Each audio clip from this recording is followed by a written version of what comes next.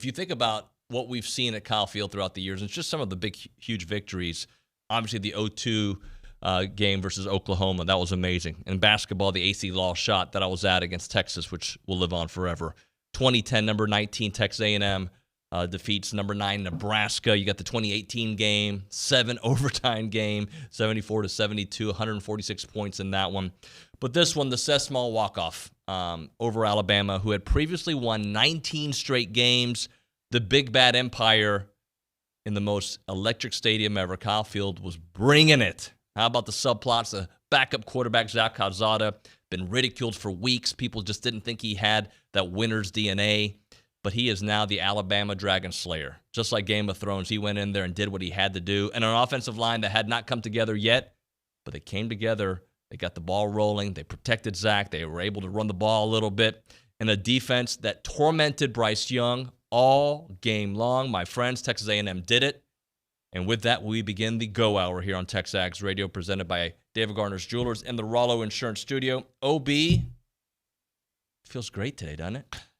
Oh, yeah. It feels almost as good as it did Saturday night, right? That was an amazing game. I'm blessed that I was there on the sidelines when A&M beat Oklahoma. And I remember that day thinking if Kyle Field was domed, I wouldn't be able to hear today. And it was just the same kind of thing. It was just more people.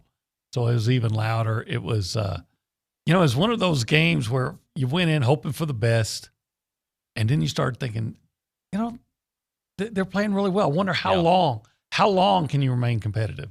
Then it was, they might be able to do this. And then it was, okay, yeah, it was a great effort, but then it was, wait, these guys aren't giving up. And then it was complete and total I loved chaos. us. Okay, so Opie and I are like an old married couple up there in the press box. Every couple of minutes, we'd look at each other like, dude, they may really do this. And then I'd keep on telling OB, it's early. He goes, I know, but it's early. Third quarter, it's still early. A lot of football to be played, OB.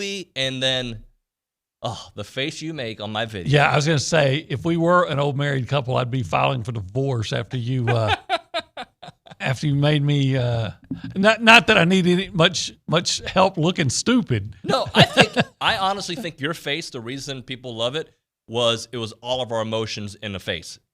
What you did there was exactly what all of us were feeling. And if they could have had the camera pointed at us, we'd be doing the same thing. It was a mixture of elation and shock. Yeah. I mean, not shocked that he hit the field goal, but shocked that it happened. That it happened. Like all this talk after, because that's not the same A&M team we saw all year long.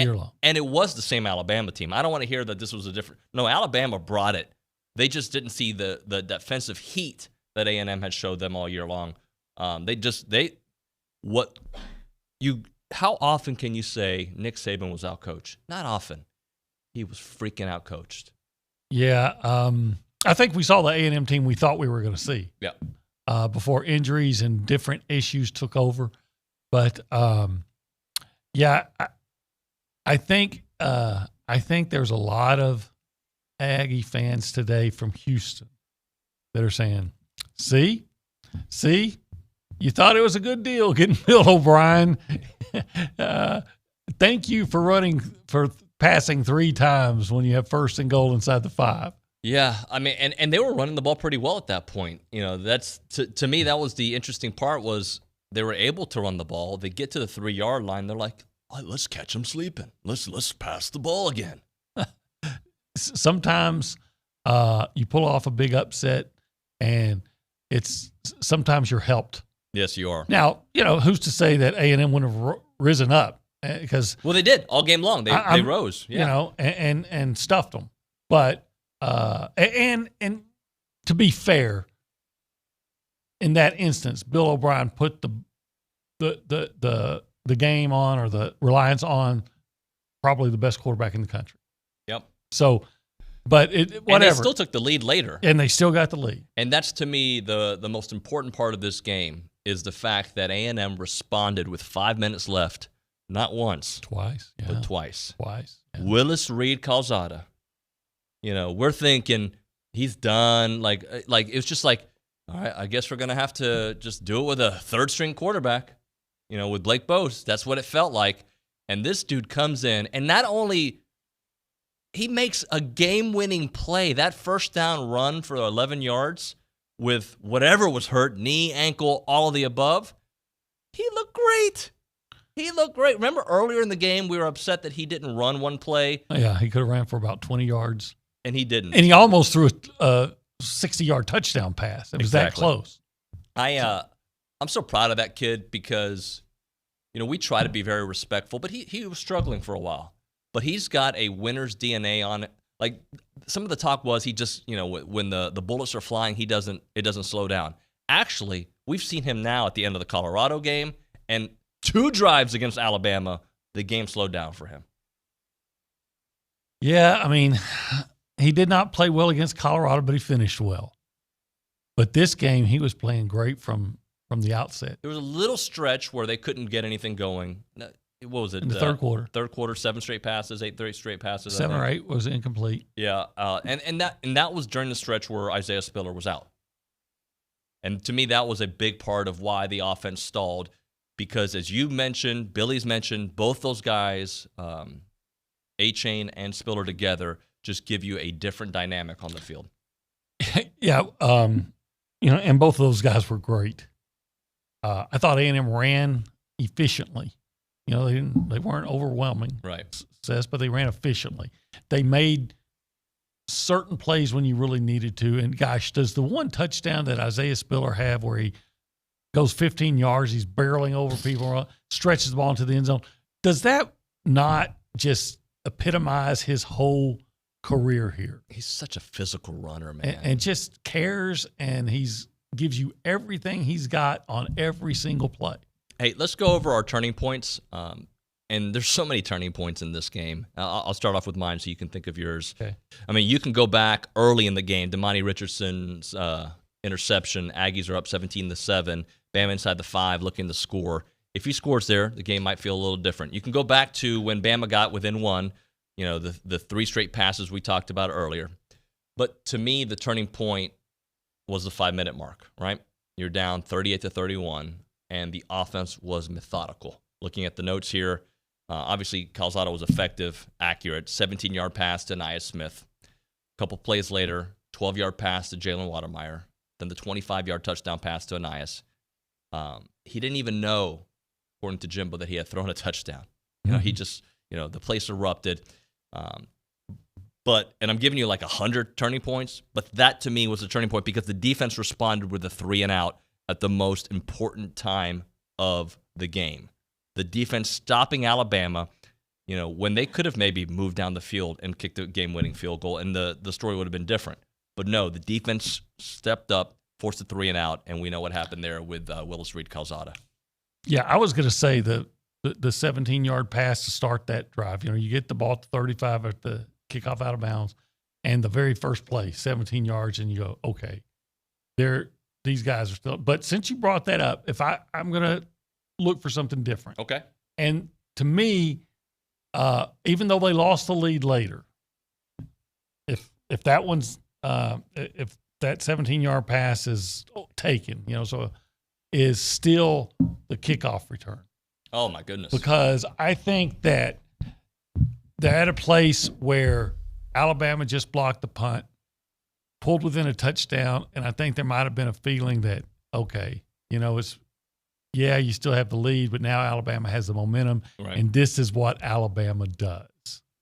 They let you think sometimes that you got a chance, then they make a big play, and they change the momentum, and they just take over. They do.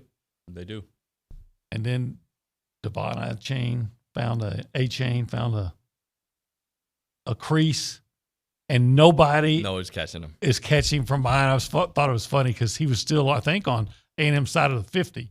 And was it Jalen Preston running? Jalen Preston's running behind him, holding up a number 1. He knew. Everybody knew. We all knew. We knew. Even Brad Nessler goes, he's gone. Hey, not to throw anybody under the bus, but I will remember a point, and you were there with me. We took the elevator down to the field together, right? Mm-hmm. And the very nice elevator lady says to us, with some A&M staffers in there, great effort. They tried, because at that point, Alabama had just taken the lead, right? And we're all thinking to ourselves, there's still 5 minutes left. Let's go. And, to be honest, it did feel, we hate moral victories. It did feel like a moral victory had they lost. Like, hey, we've showed what A&M can do now moving forward. But a moral victory wasn't enough. They went toe-to-toe with Bama, a very good a Bama team that strangled Ole Miss the week prior. A Bama team that maybe had shown that on the road their quarterback could get a little frazzled. He's still, as frazzled as he got, he still had a great game, by the way. Yeah. But he was frazzled. Mike Elko dialed up some pressure. He did. What was it? 4 sacks and 5 credited hurries. Yep. I think Bryce Young was frequently looking for the pressure. And, he's a great quarterback. He is a great. But yeah, A&M, that pass rush was there. There's so many things that we said, all right, if A&M's going to have a chance. Yeah. They're going to have a better pass rush. The defense is going to have to play great. Calzada's going to have to do that. They're going to have to run the ball and understand a 3 or 4 yard run is a success. They'll probably have to limit big plays for Alabama. They're make them work for everything. A&M's probably going to have maybe have to have a big score, get some turnovers. Yes. And it all came out, and it was like, everybody. Well, they're always team victories, but man, this when you look at Damani Richardson's interception in the end zone, or somebody break. Leon O'Neal had one time where guy's going to catch a touchdown pass, right? And O'Neal slams into him, jars the ball loose, and A-Chain's kickoff return, and some of the catches, and the Calzada the way he played. Blake Traynor coming in out of the blue. Did you ever hear his name? No. And that's a great thing for an offensive lineman. Do you remember, was it the New Mexico game that he started? I forget which game it was. Yeah, New Mexico, and he looked terrible. And people were like, this guy is not good. Well, he's not good at tackle. But he played great. At guard. And I'll be honest, I didn't pay attention to how great he played. I just know the line looked very good as a unit. And you didn't hear his name. Right. One offensive line penalty. I'm telling you, it was a different. The whole team was different, and that for those of you watching and listening, thank you to Billy Lucci, who tells you exactly how it is. There's no sunshine. He just tells you what he's hearing, and if he speaks up, he told us they had a great week of practice, which I know sometimes coaches say that. Billy heard it from people inside and said, I don't know, there's a vibe around them. They really feel good. They came out and did that. Exactly. Hey, we've kind of gone along here. I was going to say, what could have been the turning point, thank God it was not, was the touchdown pass in the end zone where nobody was covering the wide receiver on the left side of the field. I forget who caught that touchdown, where Damani had to rush. That was the one that took the lead at 38-31. Could you imagine that been the way Alabama won the game had you not been able to be there? So to me, thank goodness A&M was able to respond, and that's what they did all night long. If it was a special teams touchdown, if it was a sack, if it was a ball jarring hit, whatever it was. Let's go around. By the way, we do have a topic of the day, A+. All right, I'm already going to tell it to you. They get an A+. Sorry. What grade do you give the Aggies after their victory over Alabama? You can be a part of the conversation at 979-693-1150. That is the A&B text line. A&B, a College Station branch of the Amarillo National Bank. Good Texas banking. The website is amb.com. Or you can call the BCSI Associates hotline, 979-693-1150. We heard from you guys Monday when you were upset. We'll hear from you again here on the program. Let's go to the News and Social Center. Anna Rosa Peters. Good morning. Yeah, this is a game I don't think any of us will be over for a while, and really just something you live for as a sports fan. Me personally, probably I can't even put a number on the amount of times I watched the video you posted on Twitter, David, just really capturing the win. It was incredible. But yeah, we want to hear from you on our topic. I know we're going to be handing out a lot of A's, excuse me, but we want to know why. And Stokes in Dallas says, so stoked. Get it? Yeah, I see what you did there. Yeah, about the win over the weekend. Even though our defense did what they needed to do to win, by no means was it a dominant performance. Similar to the Cowboys, the key difference was forcing turnovers. And also, he asked, can you speak to why Elko's scheme hasn't put us in a better position to force more? As you can see, it's fine to give up yards and points as long as you're adding offensive possessions by forcing turnovers. Couple things on that, and we probably got to hit a break, so maybe we'll hit that on the other side. But let me just say this. The scheme against Mississippi State was obviously the wrong scheme, right? And Mississippi State, by the way, they're good coaches over there as well. So that day, tip of the cap, it didn't work out. But when you have young players who are forced to start or play roles, just like we saw on the offensive line, we saw it on the DBs, guys who weren't expected to be huge contributors out there in an SEC game, sometimes you can't do some of the things that you want to do. But we'll get into more of that here in a moment. And by the way, we had a meeting last week with the Association of Former Students, and I'm not even getting into my live spot yet. I just want to tell you guys, Randy Reyes told me at that lunch, okay, we were having lunch, and he told me A&M's going to win. And I'm going to tell you, we all looked at him like, what? And he's like, no, they're going to win. This is the week. So I know a lot of you are out there. I've heard from you. It's amazing how many people predicted A&M to win. Like everybody, like, oh, yeah, I told you. No, I don't. But Randy actually did tell me, so props to Randy for telling me. And for that reason alone, I think if you're not a member of the Association of Former Students, you got to go do it, guys. Sorry, got to go do it. Because Randy is a prophet? He's a prophet when it comes to A&M football. For over 140 years, those financial gifts have empowered the Aggie Network to help the association be here, there, and everywhere for A&M and Texas Aggies everywhere. And none of that is possible without your help, guys. So be a part of it. $100 a year. It's about $9 a month. You're going to get that decal, the plaque, and the Texas Aggie magazine, plus you're continuing in the oldest, most inspiring tradition of Aggies helping other Aggies out there. To learn more about the impact of the association, get involved, or make a gift, visit aggienetwork.com/giving. Get the Zone Daily Newsletter emailed to you each morning at 8. Sign up now. TheZone1150.com. Howdy, Ags. This is Dr. Krishna Shanmugam from BCS Eye Associates. I'm a fellowship-trained cornea and glaucoma specialist and eye surgeon, but most importantly, fighting Texas Aggie class of 2007. I was born in Aggie, raised in Aggie, and now back in the Brazos Valley to serve Aggieland, the incredible place that made me the person that I am today. We're the only fellowship-trained glaucoma, cornea, and cataract surgeon in town, and would be delighted to take care of you locally for your eye exam and your eye surgery needs. Give us a call to schedule an appointment today with Dr. K at BCS Eye Associates at 979-701-2020 or visit mybcsi.com. Howdy, y'all. This is Cullen Gillespie, former 12th man. I've always tried to help my team on and off the field. And now I'd like to help Texas A&M fans like you cut their electricity bills in half. Yep, in half.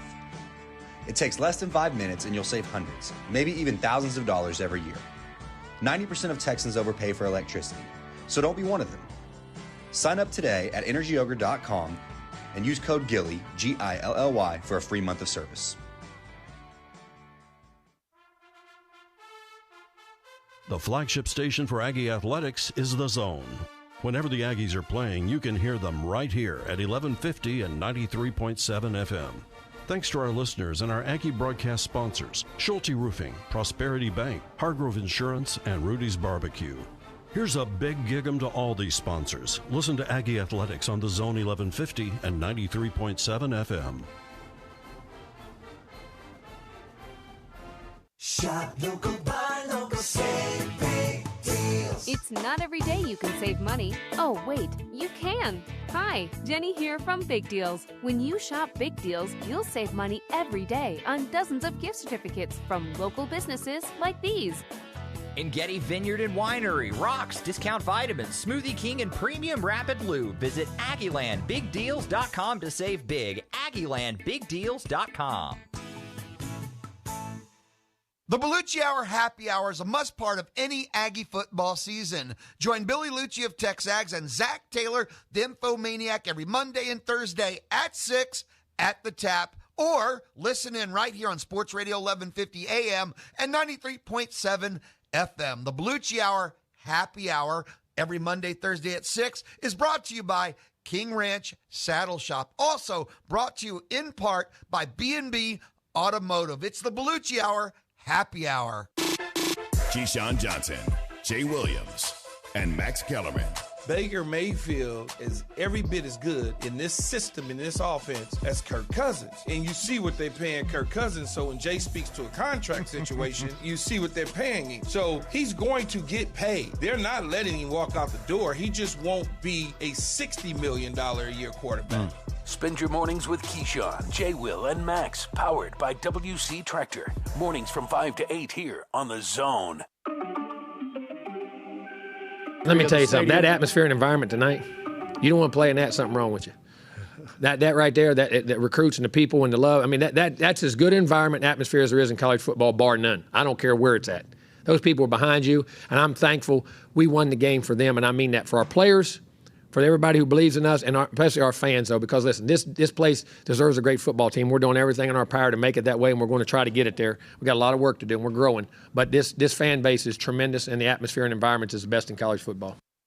That's my coach right there, Jimbo Fisher, TexAgs Radio, presented by David Gardner's Jewelers here in the Rollo Insurance Studio. Saw Jason Rollo last night at dinner. He walked by, of course, just smiling, enjoying the great environment, just everybody in a good mood around town. OB, Jimbo doesn't get enough credit, not just for what happened here, but so much was made of his salary last week. I'm not hearing much about his salary anymore. Well, you shouldn't. What I thought was pretty Bush is that they would put up, well, here's Jimbo Fisher's record against top 25 teams compared to his predecessor, and it's about the same. And I want to say, why don't you say what that record was against those teams and their final ranking? Right. Because a lot of teams are overrated at the beginning of the season, right? Arizona State was. I remember that year A&M beat them. They were like number 12 or 13 or something like that. They finished 6-7 or 7-6. Fisher's played national champions multiple times, right? But with every win like this, it makes you say, I would think, okay, once again, A&M just made the investment, know what they wanted, made the investment to get it. Now, there's those that are going to say, yeah, well, you're paying $9 million for one win. It's about, I think I heard Chris Landry say it when you were interviewing him last week. He said, what you paid for is a program. And that's what he's building, a program. So when you have injuries and things like that interrupt a season, you have to look at the long-term results. But I think you got a short-term windfall on your long-term results. So we do this thing called Overreaction Monday, right? And we kind of look at some topics out there that people overreacted to, or we have our own overreaction. And I am totally okay with my current overreaction, OB. And my current overreaction is A&M's going to go 10-2, okay? And that's how I feel at the moment, because I think they should beat everyone left on their schedule. Doesn't mean they will beat everyone on their schedule, because in the SEC, and Billy and I talked about it on Luchador yesterday, if you haven't checked it out, really good just reactions from Billy. We'll have them here in a little bit. But I don't know if they're going to go 10-2, but they certainly can go 10-2 because, so hear me out here. I'm listening. Missouri, you should, even though on the road, win that game. And I did this before when we weren't sure about Zach Calzada, and I still had them winning the next two. All right? Then you go to South Carolina. South Carolina comes to Kyle Field. You should win that one. You should go into the bye week at 6-2. Should. Auburn's going to be tough. They're probably better than I thought, but I still think at home you can beat them, especially the team that I saw on Saturday that brought it defensively and offensively. So if the Aggies are blocking the way we saw them block on Saturday, I think they win that game. They should win that game. Ole Miss on the road, I think, could be tough. But what I'll say about Ole Miss is I need to see more, which is weird midway through the season. I need to see more from A&M because I need to see the team we saw Saturday more than I need than the team that started the season. So it cuts both ways. But, okay, Ole Miss, there's one of those games you may not get because it is the SEC, and those are some pretty good teams that are playing with starters. But on the road, can you win that game? Absolutely, you can. And then PV, I think we win that game. LSU on the road, tough. Regardless of what happens, that's always a tough environment. I know Ed O may not be around by that point, which could be a good thing for LSU. But those are all winnable games. It's the SEC. You could lose to Mississippi State one week and beat Alabama the next week. But sitting here on this high horse, I should feel, after beating Alabama, that this team can win 10 games this year. Can? Yes, can. Will? I think that I think the only game that I would go in taking for granted is Prairie View. I would feel extremely confident against Missouri and South Carolina. but I've seen the good and bad with this team. Yes, you have. And we've seen more bad than good. And now, did Calzada have that light comes on moment?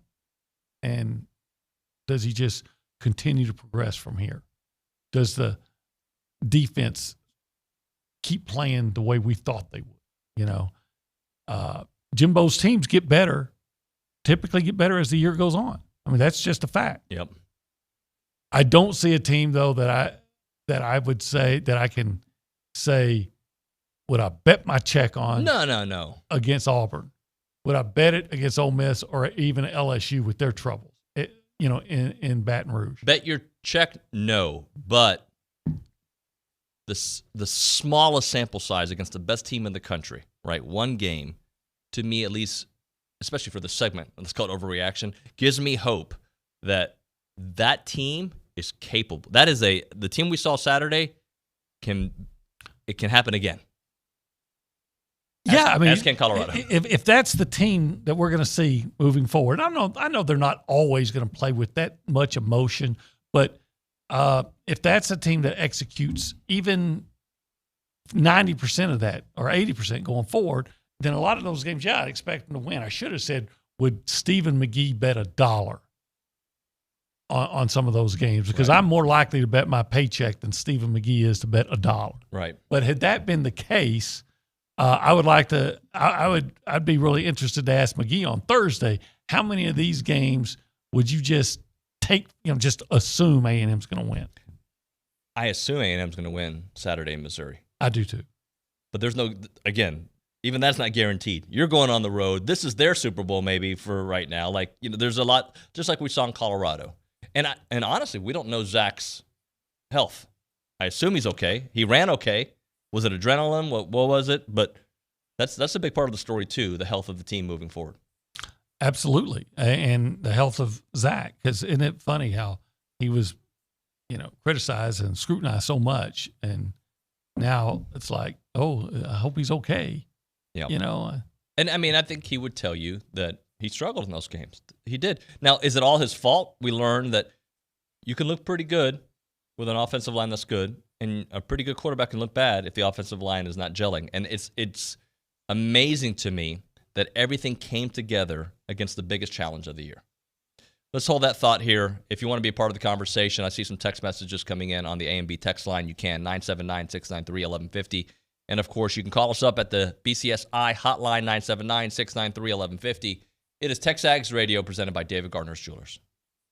I'm Chelsea Reber with your community calendar on The Zone. A free presentation offered to seniors on Medicare open enrollment is this Wednesday. Contact the Mature Will Lifestyle Club for more information. Texas A&M's chapter of Young Americans for Freedom are hosting Senator Ted Cruz at Rudder Theater on Thursday at 7 p.m. The Navasota Theater Alliance invites you to join the interactive experience Lanterns and Legends. Take a nighttime guided tour October 21st, 22nd, or 23rd at Navasota's historic Oakland Cemetery. You're invited to a community Thanksgiving meal in celebration of Brian's 150th anniversary. The buffet meal and musical entertainment on Saturday, November 13th are free, but you must RSVP by going online to 150.briantx.gov. Your home for Houston Texans football is Sports Radio 1150 AM and 93.7 FM. You can hear every game, home, road, all season long, right here on Aggieland's only all-sports station. I'm Chelsea Reber on The Zone.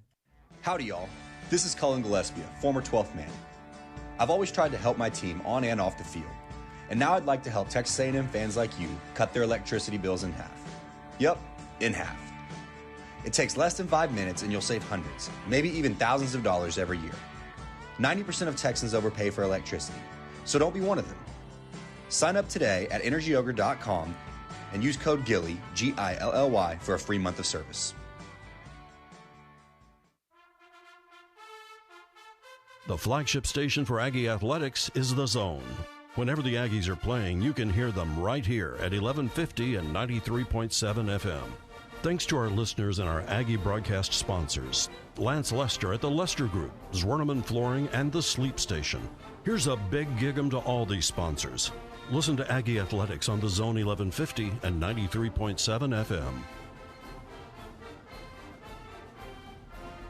Want to hear something amazing? Discover matches all the cash back you earn on your credit card at the end of your first year, automatically, dollar for dollar, with no limit on how much you can earn. Extra cash? Come on, how amazing is that? In fact, it's even more amazing when you realize all the places where Discover is accepted. 99% of places in the U.S. that take credit cards. So when it comes to Discover, get used to hearing yes more often. Learn more at discover.com/yes. 2021 Nielsen Report. Limitations apply. On Sports Talk, Chip visited with Robert Earl Keen about his place as a Texas music icon. There's a lot of great people in Texas music, so I wouldn't want to just stand up there and say, look at me. I'm just saying that for me, it's a serious source of pride. Sports Talk, legendary guests weekdays from 4 to 6 on Sports Radio 1150 AM and 93.7 FM.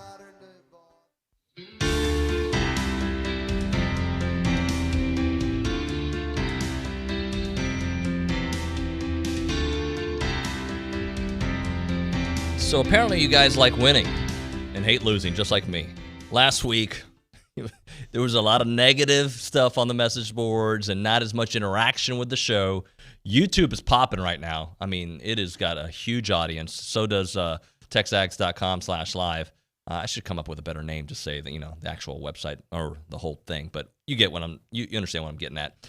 It is TexAgs Radio. We are presented by David Gardner's Jewelers. We are here in the Rollo Insurance Studio, and we are excited, happy. It is great to talk to you this morning after. I had so many people, OB, come up to me at Kyle Field. So that COVID hotspot that was Kyle Field on the grass, I had people hugging me, talking close to my ear, almost like I can feel their whiskers on my, Nuno, I love you, man. People who hated me 2 weeks ago, when I was excited about this team, they were hugging, you told us, man. They were touching. It was weird and awesome at the same time. But everybody, it was just one of those moments that, I said this on Luchador, I'll say it to you.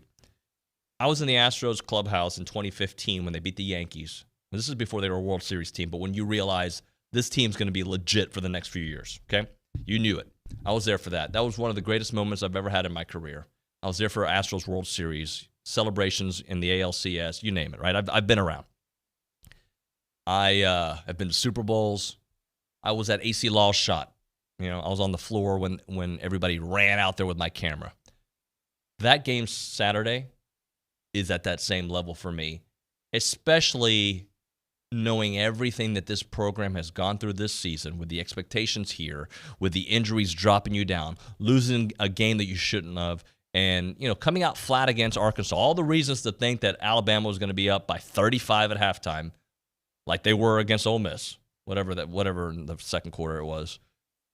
Just what an incredible experience to hear from my mom, who's probably listening right now. Hola, Mom. That at whatever time the game ended, 10:35, 11, whatever it was, I don't even know, texting me, "Ay, mijito, I love you, good game." She was for her to stay up all night. It was just a great moment, and we're gonna live it forever. But it's what you do moving forward that really is going to help define that moment as well. I was getting text messages from old friends in Tennessee. During the game, right? During the game. Yeah. Yes, I'm an Aggie fan now. Go Aggies. Of course, you have to understand how much Tennessee loathes Alabama. Right. And then I got some from Auburn fans. So I think what happened is it was the whole country is consumed by this game. The whole country that follows college football online, and some that doesn't even, because everybody knows how the monster that is Alabama. And then you start finding, even if you weren't watching, you probably start finding out. Oh, wait, it's a game. So they're turning it on, and I would be really interested to know what are the ratings? What are the ratings like to start the game? What were the ratings at around halftime? What were the ratings in the last 5 minutes or so? Anybody listening, if you can find that info, send it in. I'd love to see the ratings. So, yeah, everybody's an Aggie fan, right? Except in most parts of Alabama, right, and probably Austin, and because I wrote that's Longhorn hell, right? Right. The Aggies beat the number one team in the country just a few hours after this collapse, when you had a 17, 18-point lead in the third quarter, and Bijan Robinson And you don't just feed him the ball to work clock and things.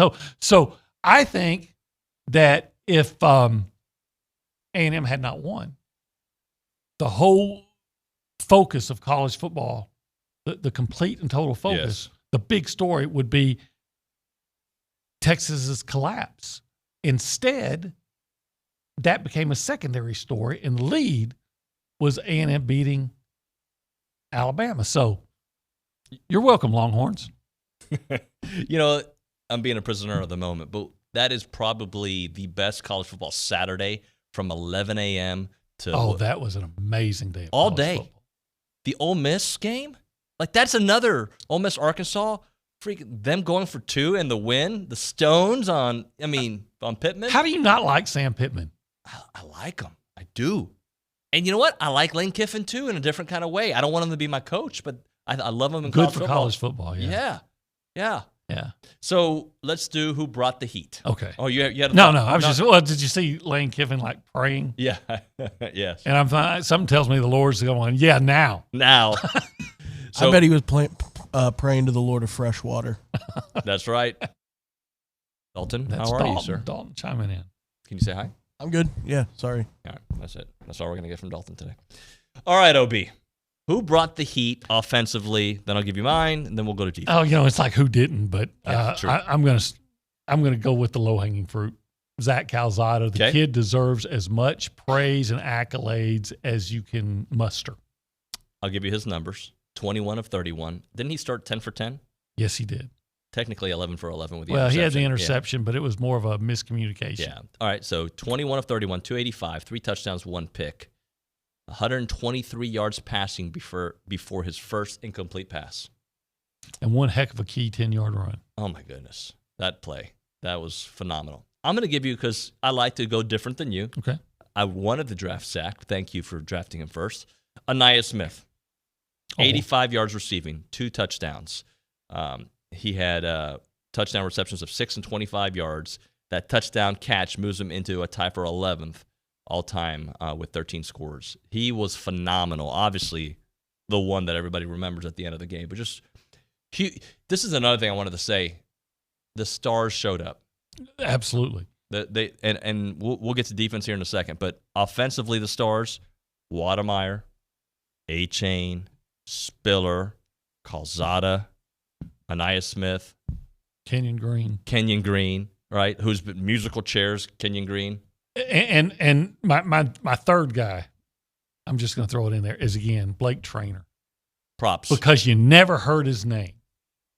And, I thought he was over his head when he gave up some sacks to New Mexico. Now, that guy in New Mexico's good. Yeah. That Nolan guy, I think his name was, Danny or something like that. But I was thinking, okay, and it hurt me because he's a beast from the East. This guy's, he's a Hallsville Bobcat. But he came in and he played a good game at guard. You never heard his name, and that's a good thing. That is a great thing. Who brought the heat defensively? Mike Elko. There you go, buddy. Good call. Well, are we on the same page again? Yeah, but you know what? He's the guy. I mean, you could. There's so many. Leon O'Neal had a spectacular. Aaron Hansford, Mike Clemens, Tyree Johnson. Right. I mean, you can go on and on. Cooper came in, played well. I haven't even talked about Damani Richardson with the huge interception. Huge. But to put it all together the way Elko did, and we kind of criticized him last week, and he deserved and it. He deserved it. Yeah. But man, dialing up the blitzes. I don't know why I use that phrase, dialing up. Everybody does, but calling the blitzes and disguising them and all the things he did, and just have his team ready. And I thought he was. We felt like he was gonna have to have a great game himself. Yep. And man, he did. All right, mine beyond Elko was Michael Clemens. All right, and you could have gone Tyree Johnson. You could have gone several guys. I just picked Michael Clemens because I feel that he was constantly in Bryce Young's face. Constantly, he is. He's getting to the quarterback. He's got 3 straight games with at least 1 sack. All right, and he's had at least a half sack in 4 straight games. So that just tells you the kind of numbers that he's putting together. Michael Clemens You need him out there, what he does with DeMarvin and what they do for the rest of the defense. And with NIL, there's got to be some optometrist or, glasses place or whatever's got to jump on Michael Clemens, the Cyclops, right, and do something with that. I don't know what you can do. I don't know if they're going to, come up with some glasses with just one big bloodshot eye in the middle of your forehead. But you've got to. This is too good of an opportunity. Well, he is having a wonderful year. And again, I know I overreacted with 10 wins, and I'll hear from it in 3 weeks if something goes wrong. But they can, and they showed it the other night. They showed it. This is not like Appalachian State. We went toe-to-toe with Bama. We won the line of scrimmage, I think, on both sides of the ball, and we responded with 5 minutes left, not once, but twice. Well, I have an old friend, old high school coach friend. People in East Texas and even Dallas will know him, Alan Wilson. Yeah. And Alan Wilson was a coach at, we like to say, John Tyler, which doesn't exist anymore. But he was the coach of John Tyler when they won that high school game that everybody knows about, went Plano East when they kicked they were down and got like 3 or 4 onside kicks and came from behind in like 5 minutes.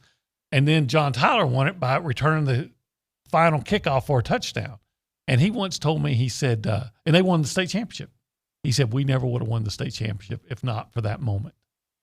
He said, after that, everyone understood what they could do, what was possible, and what it took. And who knows? We'll find out in the next 6 weeks. But maybe that win over Alabama just reinforces to these guys, what they're capable of, what is possible, and what it takes. Yep, and they still got a lot of tough matches ahead. But what I saw this past weekend, the line blocks like that, Elko dials up, for lack of a better word, that pressure.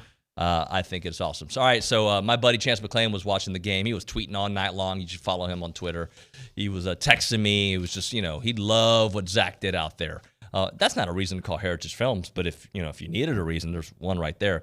But Heritage Films, they are just incredible what they're doing, and you guys need to call them up because they do documentary films about your life, your father's life, your grandfather's life, or if you're a grandfather listening right now, you want your story told. You want your parents' story told, right?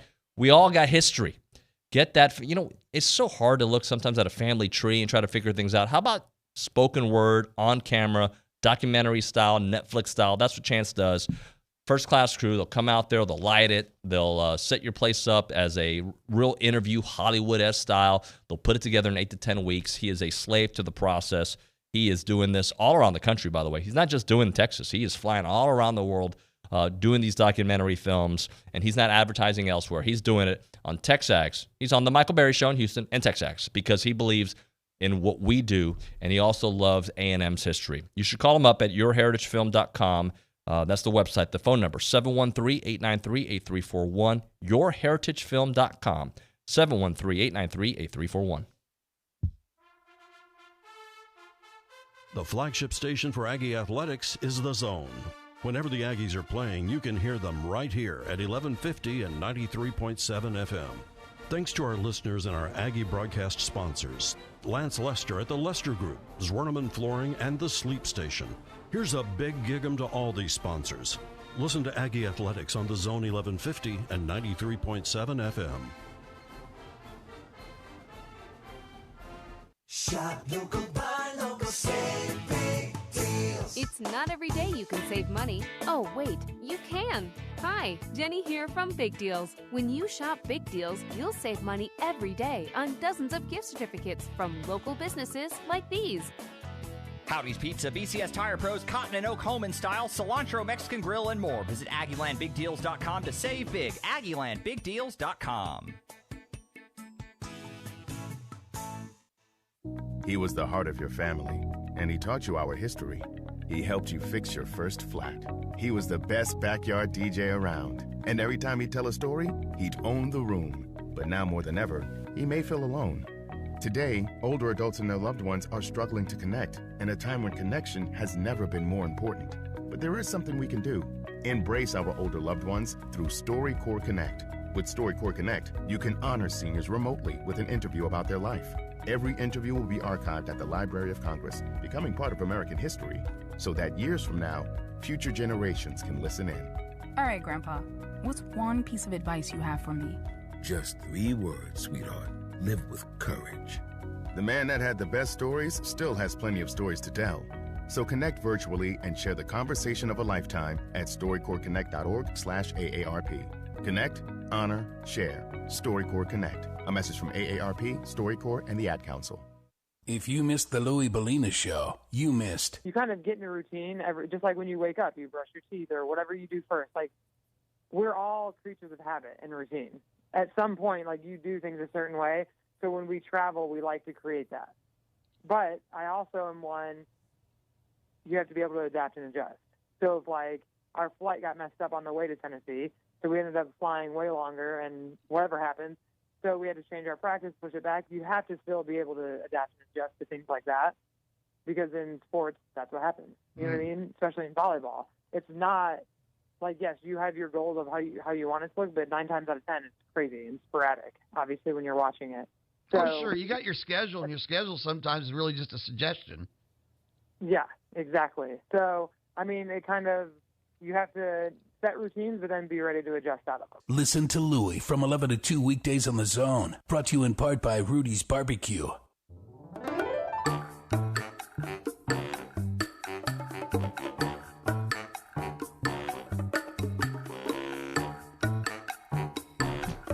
Hi, friends. TexAgs Radio, presented by David Gardner's Jewelers, here in the Rollo Insurance Studio. We're having a good old time here, by the way. If you're in the market for an engagement ring, wedding band, or stackable anniversary ring, save the date for David Gardner's Ring in Season promotion. That's coming up here in a couple days, October the 13th through the 16th.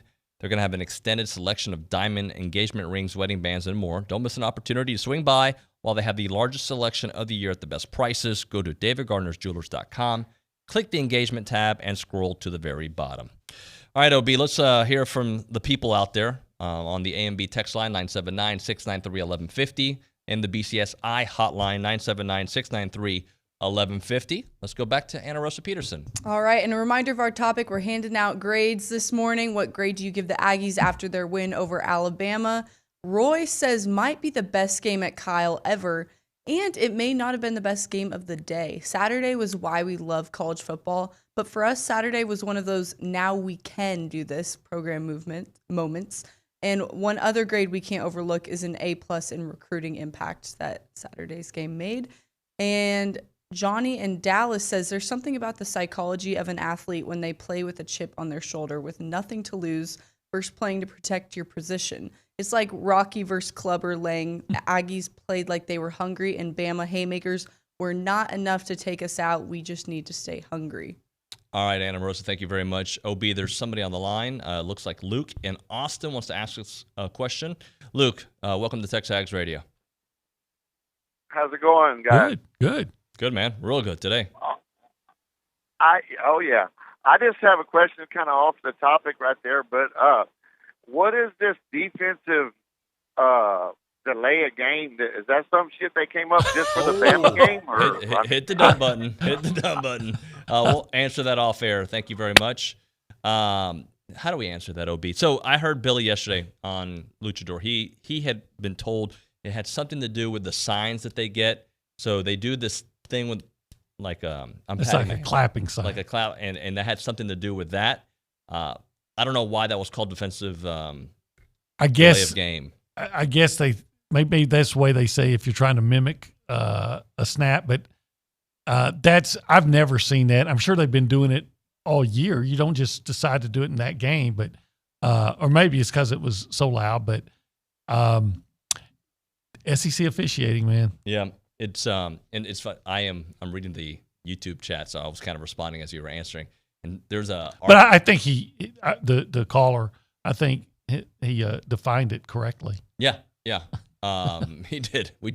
We're not allowed to say that, but there was, for the last couple of weeks, there's this Arkansas fan that kept on invading our YouTube channel and just talking mad smack.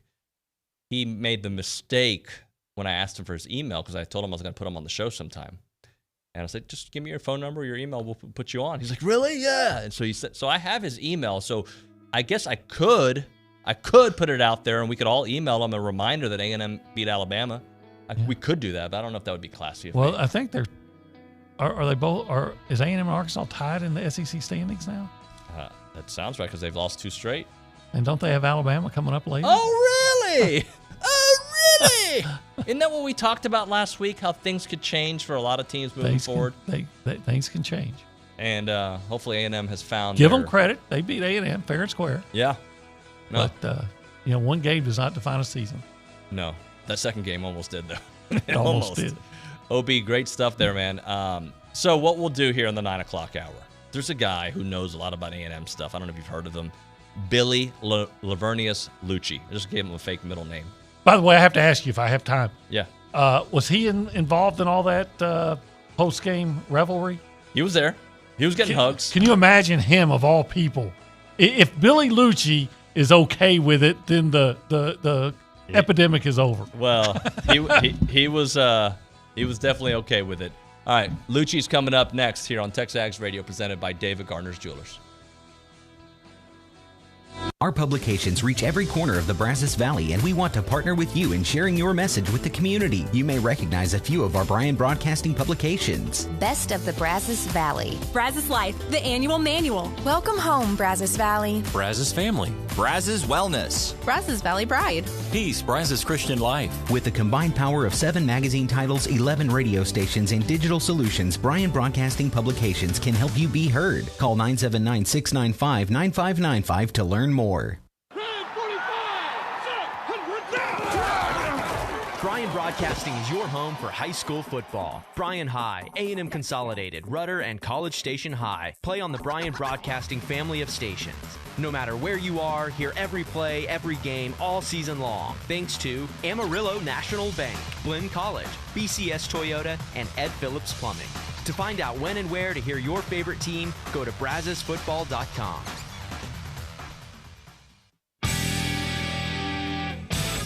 Like us on Facebook at Zone 1150. Follow us on Twitter at Zone 1150. Get connected now. Now. With Zone 1150 AM and 93.7 FM. This is KZNE College Station, Bryan.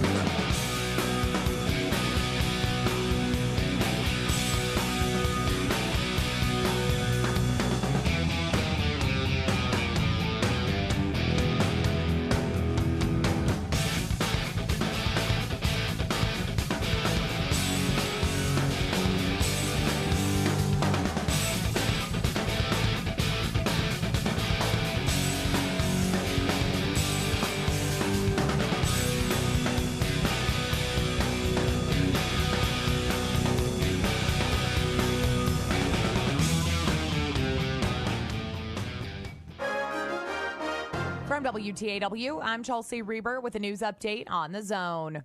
South Texas Avenue in Bryan near the College Station city limits was closed for more than 4 hours early yesterday morning after 2 pedestrians were struck by an SUV. 2 men are hospitalized in critical condition after they were hit crossing the street near the Fairfield Inn Hotel. The driver, 42-year-old Jay Griffin III of Bryan, is in jail after his arrest on charges of intoxication assault causing serious bodily injury. All lanes of South Texas Avenue between Hensel Street and Cooner Street were closed for more than 4 hours. The progress of widening Harvey Mitchell Parkway in College Station is slightly behind schedule. The TxDOT Bryan District Office says that's due to unforeseen utility conflicts. One of those issues means the closure of Jones Butler Road at Harvey Mitchell through Thursday. New northbound lanes are expected to be completed next spring. The entire $47 million project should be completed, weather permitting, and not finding any more surprises, about 2 years from now. New baseball and softball fields in Bryan are ready to play ball. That's the headline in a news release from the outside management company who's managing the Travis Field complex for the city of Bryan. According to RCI Sports Management, the first of more than 30 tournaments and related events will be played early next year. Completion of the more than $7 million complex was delayed 8 months due to the weather. How can you better protect yourself online? Bryan's Chief Information Officer Bernie Aker discussed Cybersecurity Awareness Month during a visit on WTAW. Akers says Week 1 covers being cyber smart, including strong password tips. Week 2 takes a look at email-related red flags. Then in Week 3, explore, experience, and share. This is what I'm doing right now, and I call it evangelism. And you know me, Scott. I've been doing evangelism here for now on cybersecurity for a long time. A long time. Yeah. And I candidly love it. Explore the 4-week program online at bryantx.gov/cyberaware. I'm Chelsea Reber on The Zone. Trick or treat! From Bryan Broadcasting, Destination Bryan, and ABC Home and Commercial Services, you're invited to Halloween Town in downtown. A free, safe, come-and-go trick-or-treating experience for the whole family. Join us in downtown Bryan on Friday, October 29th from 4 p.m. until candy runs out. There will be a kid zone, photo booth, costume contest, and lots of candy stations for trick-or-treating. Special thanks to our treat sponsors, La Macaron French Pastries, St. Joseph Health, and Gentry Gandy's Dance Factory. Don't miss this free outdoor Halloween celebration for all ages. Brought to you by Bryan Broadcasting, Destination Bryan, and ABC Home and Commercial Services, specialists for your environment. For award-winning AC and heating service for your home, visit abchomeandcommercial.com. Make your plans now for Halloween Town in downtown, Friday, October 29th, starting at 4 p.m. Good morning, sports fans. I'm Zach Taylor with your Aggie Sports Minute on The Zone. The Sports Minute is brought to you by Hilco Roofing and Supply. Call 936-825-0500 or click HilcoSupply.com. Well, it was one for the ages Saturday night at Kyle Field. 2 seconds left. 28-yard attempt by Seth Small. Is down. It is up. And the fighting Texas Aggies take down the top-ranked Tide 41-38. Number one goes down. Andrew Monaco with the call right here on The Zone. In a back-and-forth affair, it was Texas A&M that had the last say as the Aggies knocked off the top-ranked Tide in front of 106,000-plus at Kyle. With the win, the guys also re-entered the AP poll at number 21. For more insight into the win, tune into the Blue Chee Hour tonight from 6 to 7 right here on The Zone. Out on the soccer pitch, the Aggie women couldn't get past Ole Miss yesterday 2-0. With the loss, they fall to 6-7-1 overall and 2-4 in conference play. Volleyball avenged Thursday night's loss to Georgia with a 5-set win over the Lady Dogs Friday.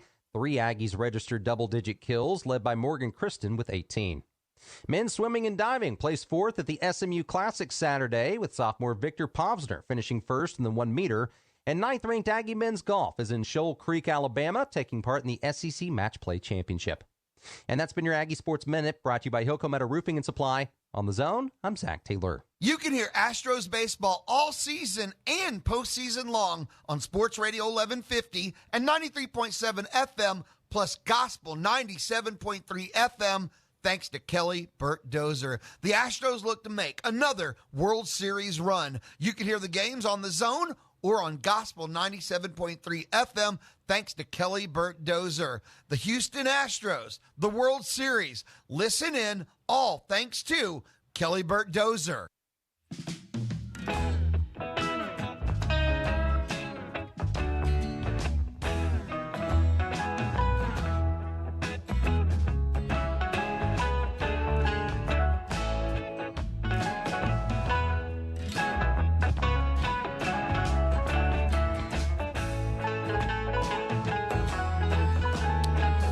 It is TexAgs Radio. We are presented by David Gardner's Jewelers here.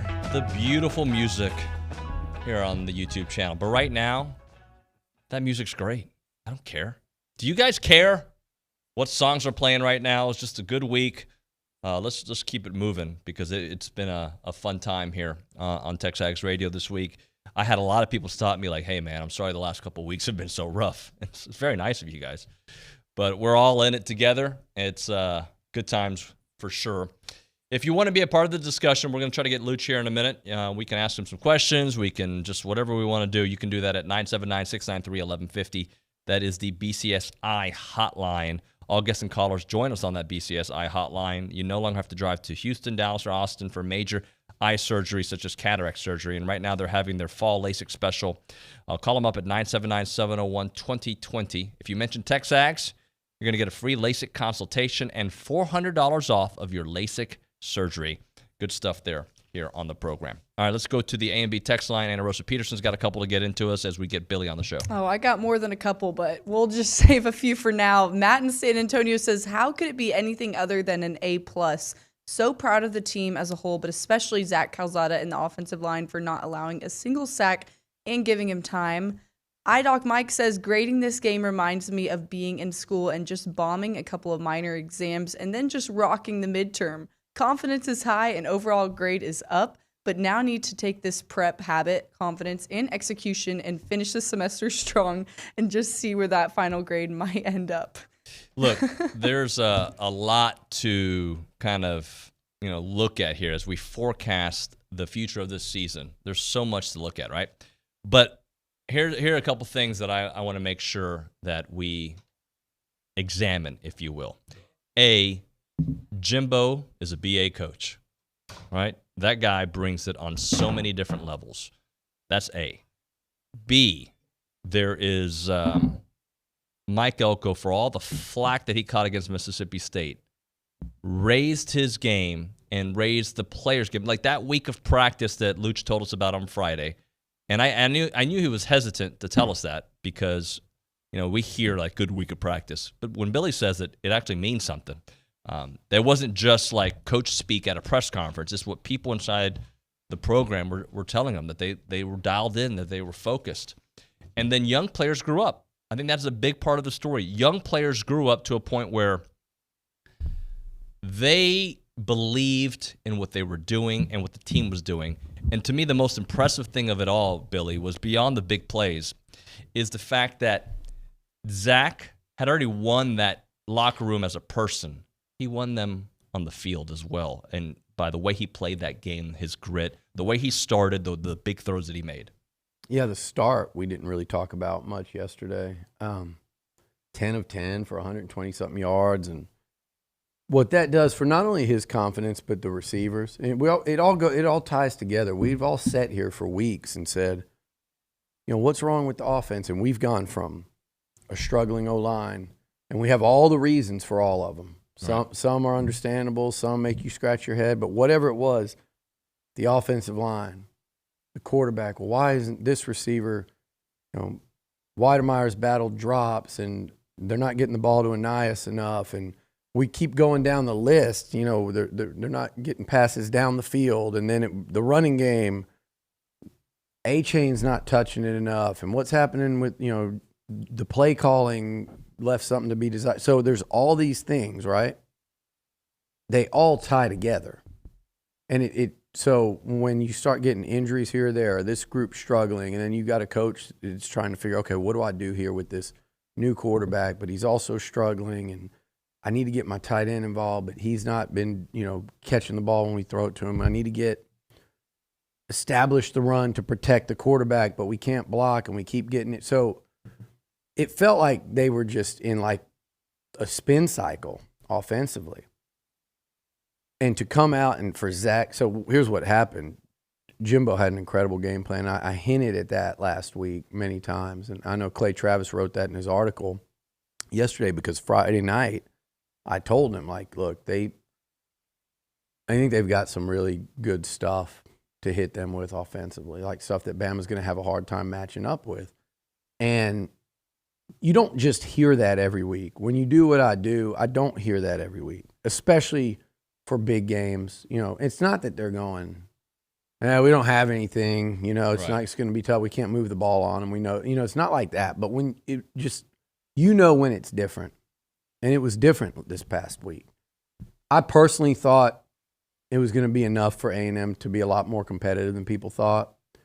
And we were going to go, man, if this team would have played, they'd have beaten Arkansas and Mississippi State. And I didn't think it was going to be all the way to the other extreme. But I thought we'd start seeing it a week later.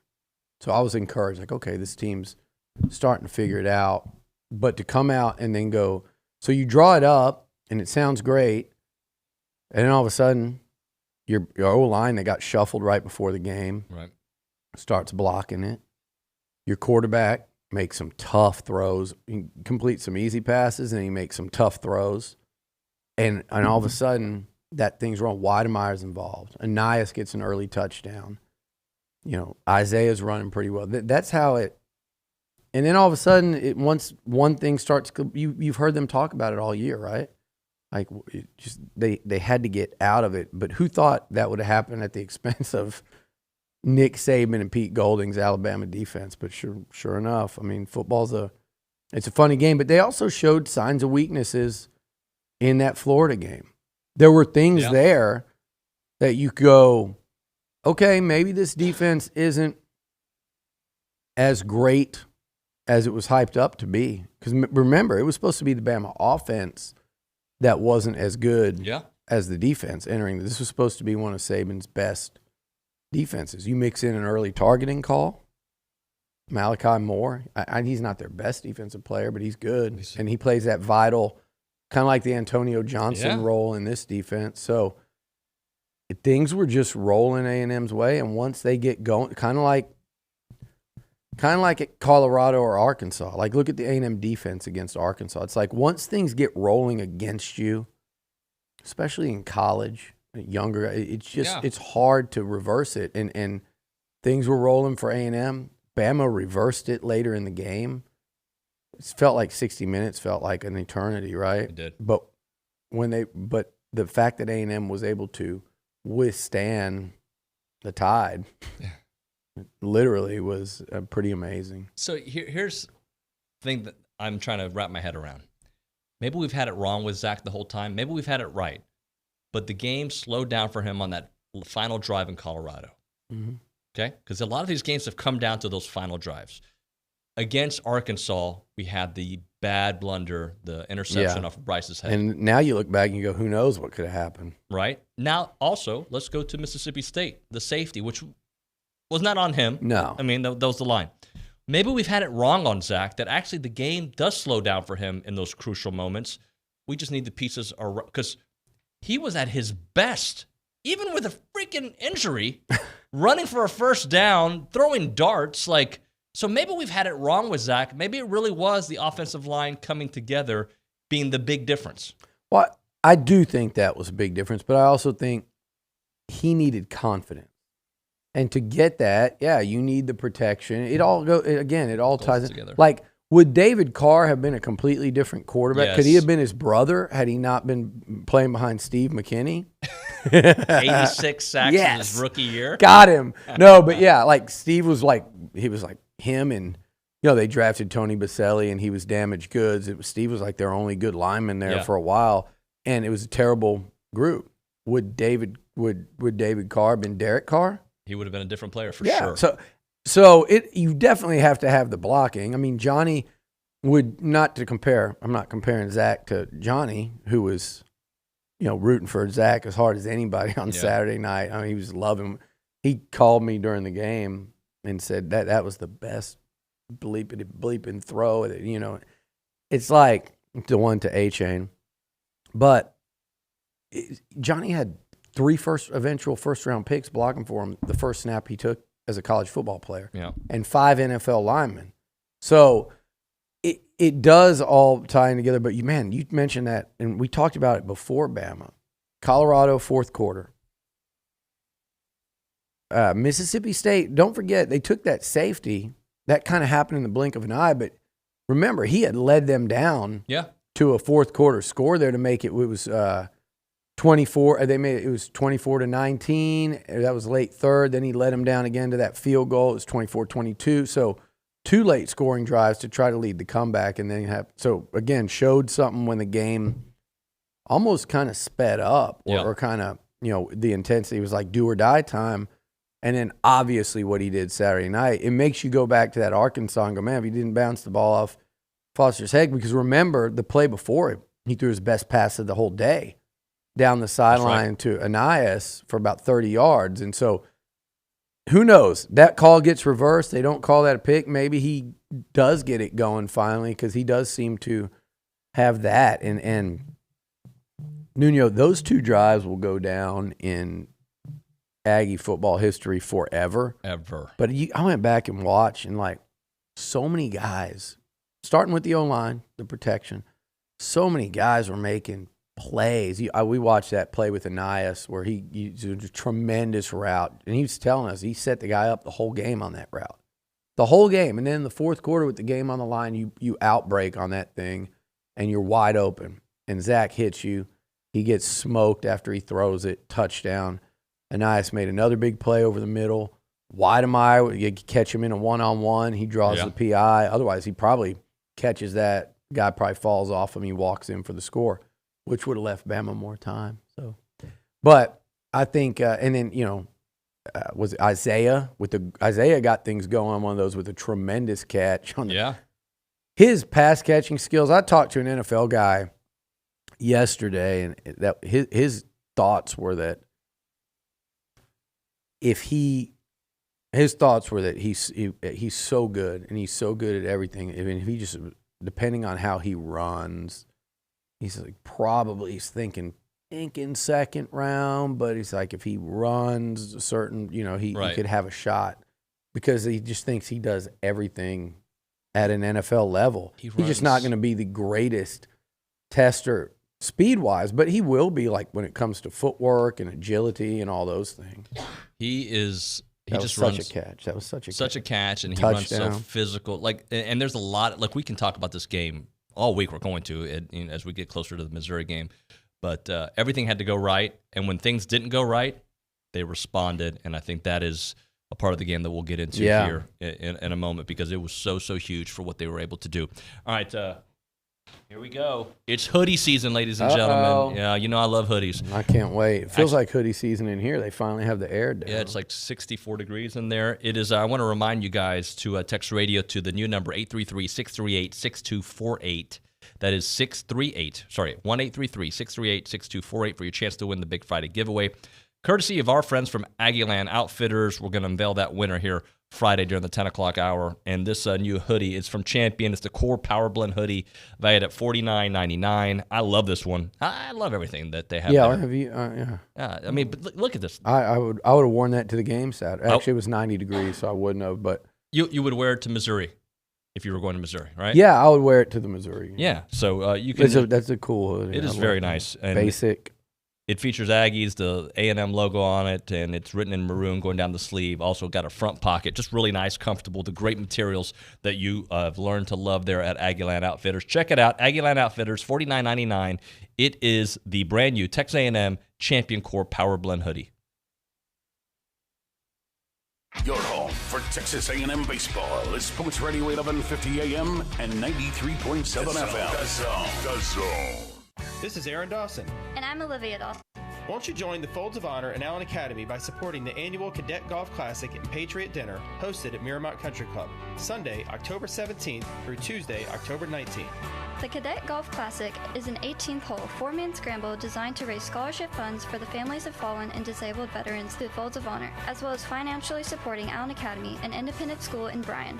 For more info or to register, please visit thecadet.org, and thank you for your support. If you have a debit card, you're used to spending money. But what if your card actually ended up earning you money? That's not exactly normal, but that's what you can get at A&B.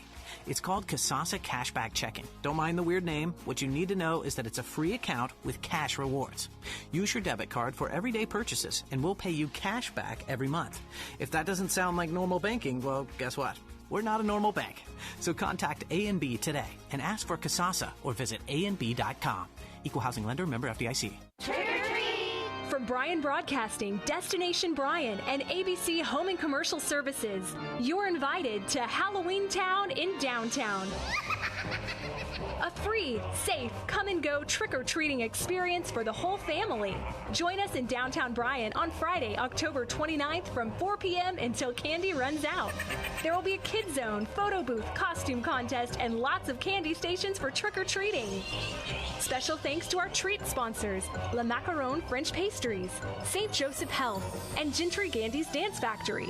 Don't miss this free outdoor Halloween celebration for all ages. Brought to you by Bryan Broadcasting, Destination Bryan, and ABC Home and Commercial Services, specialists for your environment. For award-winning AC and heating service for your home, visit abchomeandcommercial.com. Make your plans now for Halloween Town in downtown, Friday, October 29th, starting at 4 p.m. My doctor told me my blood pressure is borderline. I figured I could worry about it or do something about it. So I took control with Garlic Healthy Blood Pressure Formula. It works safely and naturally to help maintain healthy blood pressure with a custom blend of garlic, vitamins, and minerals. And it's odor-free. I'm taking charge with Garlic Healthy Blood Pressure Formula. These statements have not been evaluated by the FDA. This product is not intended to diagnose, treat, cure, or prevent any disease. The term natural references only the garlic in the product. Use as directed. Keyshawn, J. Will, and Max. I'm a firm believer that Matt Nagy is not a master plotter. There is a legitimate concern that, for me, they promised Andy Dalton QB1 throughout the summer. Like, that wouldn't give me supreme confidence in my coach. Hearing him go back and forth, wavering like that, it feels like somebody from the top down said, we're not playing around with this anymore. You're going to start Justin Fields moving forward. Let's start in that direction. See, I don't think he said anything different. He just used different words and set it up different. But it came out the same meaning to me. Because the first thing that he said was they're going to evaluate Andy Dalton. They're going to see where he's at. And in the end, and then he comes back the next day and he says, hey, they looked at everything with Justin Fields. He's done a tremendous job. That's the same thing. They're evaluating the situation. So I don't really see what he did that was any different. Listen in to Key, J. Will, and Max, powered by WC Tractor from 5 to 8 on the Zone.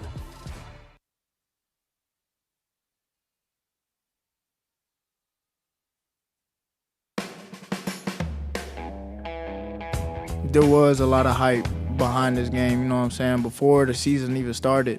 And for us to just get this win, you know, it just shows something about him, shows something about us that, you know, we can fight and we never going back down. So, Merry Christmas.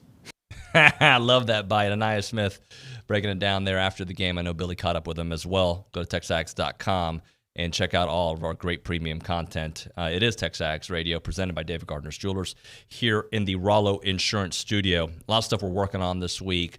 Newscasters around the country, you know, doing some A&M love, former students in Austin, and I forget where the other one was, but just, you know, one young lady was just like, can't do her weathercast because of the way the game was going. We're trying to get her on the show this week as well. I love that, man. Wasn't that great? I love that, just unbridled, I don't give a damn, and I'm not even thinking about whether I give a damn. It doesn't matter. Right. Like I'm too into this game. I was driving up here talking to a friend. She was at a wedding. Hopefully not. It was an Aggie wedding, actually. An Aggie wedding the day of A&M Bama. Everybody now blames the pandemic. Well, it's a backlog of weddings because, you know, I don't care. You don't do it on A&M Bama, especially for what you thought that game was going to be. And it ended up to be that, but just not with the rankings beside the names. But they said, like, the DJ, they're doing the song Varsity's Horns Off, and he announces that, you know, it's 38-38, A&M has the ball. Like, everybody at the wedding's just freaking out, finding their foot. Like, there's just had friends that couldn't get in the game that were at Chimmy's and start playing All I Do Is Win. She posted a video of that, and the whole place is singing that at the end of the game. And it was just for everybody's going to have their own story of it, but it was amazing. We've spotted Seth storming the field on video. Oh, yeah? He was like, where'd you find that? Bronny actually spotted him. Yeah. It's like a Where's Waldo game you can play there. Oh, everybody has commented on OB's look on my Oh, video. yeah. That was just great. Yeah. And I told him, he was kind of embarrassed. I was like, you captured all of our emotions. Your face was Shot, exactly, just and you know what? Stunned jubilance. I was a fan. Yeah, we all are. But I was on the side. I'm a fan there, right there, in that moment. My thing is this. I'm never going to apologize for that. And nowadays, and credit to people that care less about that than I do. Like, I catch crap over it, and sometimes I'm like, you know.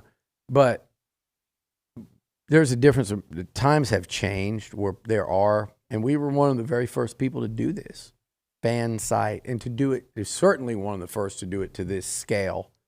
It's like somewhere along the way, people expected us to, oh, you're supposed to be. I've talked to you about it a million times. You guys in Houston, you're a Houston Astros fan. Absolutely. You're in the locker room and like you're doing your job, but they're spraying champagne on you. You're celebrating. You're, you know, like hugging the guys. Like it's every news outlet in Houston. newspapers, they try to all act like they're buttoned up. And so you don't think somebody in Dallas wants the Rangers or the Dallas Stars to win a championship? Of course and they some do. would say, well, it's just good for the job. Bull crap. You love covering that. And then there's the ones, this is college. We went to this school. I would be wearing my ring, but I need to get it resized. And thank you guys that have told me where to do it. But we wear the ring. We went here. We grew up going, through our college years, going to Bonfire and root. It is what it is. A&M wins a game against Alabama. We are as ecstatic and elated as anybody. And these people that cover Texas or OU, they try to hold that against me and us at TexAgs for being quote unquote fans. You guys are the same thing. You just have a smaller spotlight on you. Yep. Is what it is. You're the exact same. And you can act like you want to act, but. And you could be critical as a fan still. You can still absolutely. So, we weren't raving about the Mississippi State game by any stretch, but we did say hang in there. So, our buddy Greg Bailey caught flack for that Texas to SEC thing. When I was a broadcaster for ABC 13, I rooted for A&M no matter what they did. Mm-hmm. But when the red light came on, I had to be impartial on TV. You can be impartial in your take. You can also be the other way. By the way, how are the Trolls this weekend? You know what? Here's the deal. I've been so busy hosting friends in town, staying up till 4 and not being able to sleep and getting up at 7:30 Sunday. And it's been, life has gotten in the way of Twitter for the last, other than looking on it and retweeting. So I haven't thrown that much shade, but I will say this. There were a lot of people that showed their ass in the last couple weeks towards A&M. Yep. And Stephen A's eating it more than anybody because he did that. What he's saying this morning, yeah. Yeah, but there are a lot more people closer to home, most of whom are wearing burnt orange. I would love for anyone that is so inclined to go dig up all the quotes by all these people. The Jimbo Sumlin thing, the yell leader thing, because those yell leaders led a hell of a midnight yell. And everybody I knew that came in town that had never been to Texas A&M on Saturday, they couldn't believe it. They couldn't believe what they saw. They're like, wow, that was I've never seen anything like it. And those guys also played a big part Saturday night. So, by the way, so did the DJ. Yeah. The atmosphere. And I had some friends down, and one of them, she was a cowboy cheerleader, so she'd be Jerry World all the time, and she thought that the music and the environment and the not just the obvious, the band, and you had what are these buffoons doing in there? Clay Taylor. And he just comes in singing. Yeah, loud. You don't sing in this office when there's radio going on. There's no time for joy and happiness. Oh, actually, there is. We speak now. But anyway, the atmosphere, like the Bucks were down there just caught up in it, and it all tied in together. But it was what a hell of an environment. And yeah, if you can't go and enjoy that when it's said and done, and all the people that have been silenced this weekend, they took their shots. They all went for their maroon and white. They went, to get their pound of flesh off the Aggies when they thought A&M was done and down and out. And it's amazing how quickly things change. And I always say that when A&M's up. That's what makes it so stressful. Like, God, you can't lose to Arkansas. You can't lose to Mississippi State. But you can. You shouldn't. You don't want to. That's not the goal ever. But there's always an opportunity in the SEC to recover and rebound.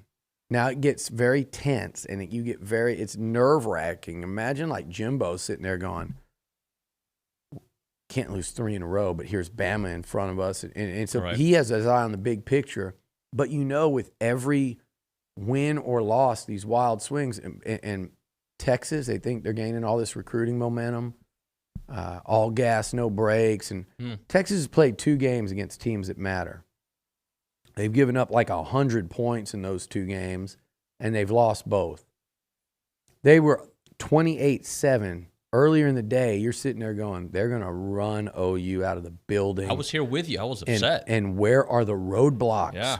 But if they beat OU like this, who's left that's any good? And then A&M's got to play Bama, and they've just lost to Mississippi State and Arkansas.